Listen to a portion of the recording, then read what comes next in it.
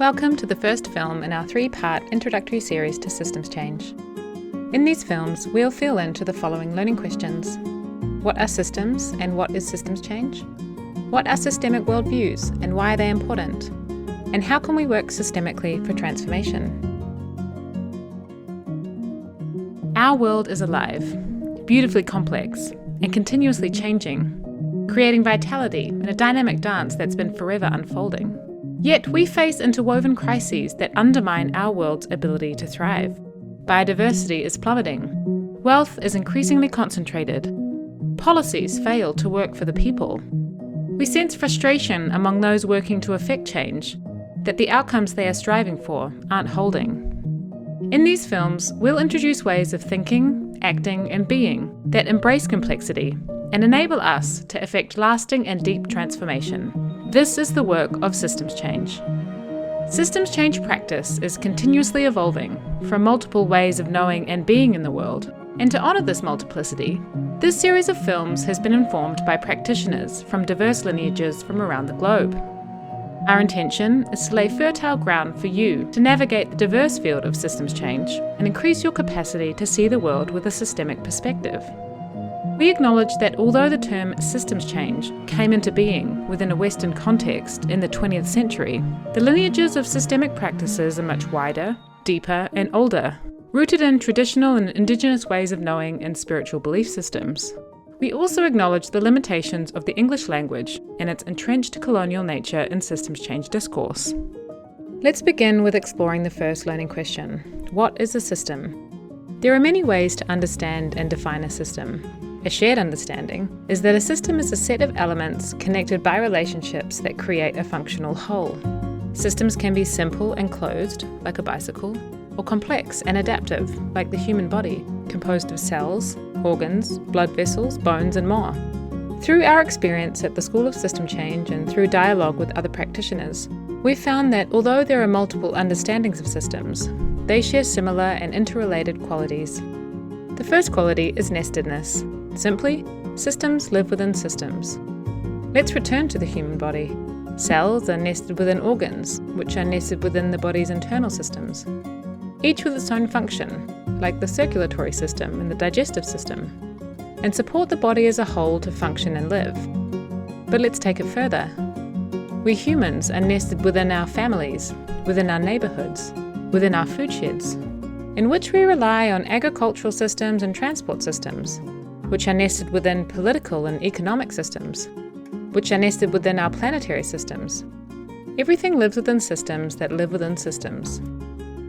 The second is interconnectedness, which may also be described as networked, interdependent, and relational. Systems are a living set of relationships. Beyond the bodily matter that's genetically human, our bodies comprise a community of beings. We rely on trillions of microbes to function. We also rely on other beings for all that we need. Consider, who of our multi-species community should we thank for the air we breathe, the food we eat, the fuel that warms us? This interdependence knits us within a web of relation that threads all in our multi-species community together, and because of this, effects reverberate throughout the entire web. For example, when we burn the fossils of bygone beings and warm up our world, our great ocean turns acidic, killing corals and subsequently entire fisheries. Then people can no longer make their living from those fisheries and may be unable to support their families. Everything is relational. Independence is a construct.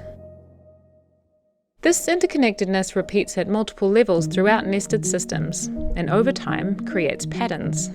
In social systems, societal patterns can continue to uphold the same outcome consistently. For example, structural racism emerges from the combined worldviews and social norms of society that uphold supremacy. Because the pattern of supremacy persists over time, policies within our institutions are created, continuing to produce the pattern at scale in the paradigm of supremacy in our societies. The third quality is emergence, and arises through the interactions of elements within systems and their wider environment. This produces emergent properties that individual elements of a system do not possess. This is best described by a colony of ants, where individual ants alone have simple ways of behaving, but as they come together as a colony, their combined emergent behaviours have distinct patterns, behaviours and outcomes that alone they do not possess or cannot create. Emergence is everywhere. Human societies also have emergent properties. For example, new laws and policies emerge from the behaviour of citizens, which in turn changes how communities organise and businesses operate within that system. The fourth is aliveness. A system itself can be considered a living being, unique with its own spirit and essence, reacting to disturbances and reorganising itself. During the COVID pandemic, schools and workplaces around the world responded quickly to stay-at-home regulations, dynamically reorganising themselves, much like a school of fish reacts to its surroundings. The aliveness of systems isn't reflected well in the English language because many systems exist as nouns. In other languages, they exist as verbs, reflecting the vitality of a system's living relationships and dynamic state. These systemic qualities have no definite edges and blur and coalesce with one another. Simply, they are an entry into the ideas and experiences of systems practice.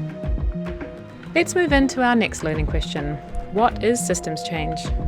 Everything is in a constant state of change, and systems are changing all the time.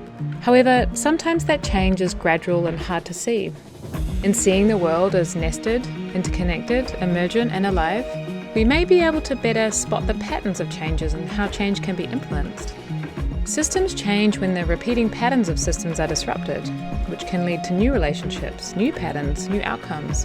And so, systems change practice is about spotting patterns, where you step back just far enough to not only see individual events, but instead observe patterns and understand the relationships and dynamic forces within systems.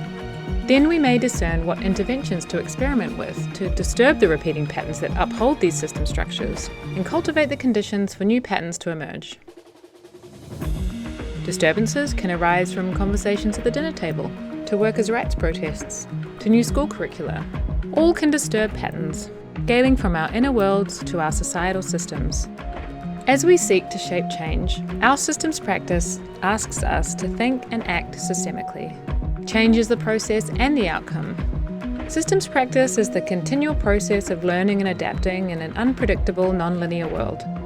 We are all integral parts of systems, and collectively, we can give rise to emergent properties that disrupt repeating patterns and reorganize systems. This can bring forth new vitality in system structures in an ever-unfolding story that is rooted in the past, present, and future. There's enormity and expansiveness to life, and there's wisdom in the multiplicity of systems practice. And just as our world is plural and changing, so is the practice of systems change. In seeing this world with a systemic perspective, as alive, interconnected, nested, and emergent, we can intentionally create the conditions for our emerging shared future. Thank you for joining us for the first of our 3-part introductory series to systems change. Join us for the second part of the series, which will explore what are systemic worldviews and why are they important.